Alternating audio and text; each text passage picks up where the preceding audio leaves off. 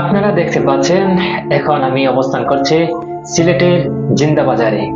আসলে অনেকেই জানে না কেন এই জিন্দা বাজারকে জিন্দা বাজার বলা হয়। ইতিহাসে রয়েছে 360 আউলিয়ার সফর সঙ্গী হযরত শাহ জিন্দা পীর রহমতুল্লাহি আলাইহির মাজার রয়েছে এখানে।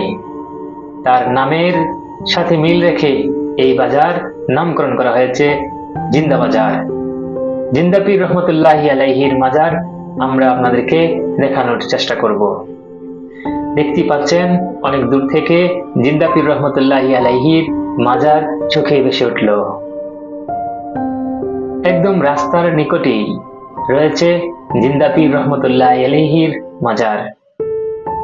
দেখুন এখানে শায়িত আছেন 360 আউলিয়ার অন্যতম সফর সঙ্গী হযরত শাহ জিন্দা ওলি রহমতুল্লাহি আলাইহি।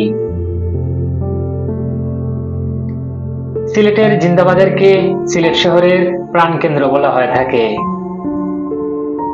360 আউলিয়ার অন্যতম আউলিয়াদের অনেক মাজার রয়েছে এই সিলেট শহরেই।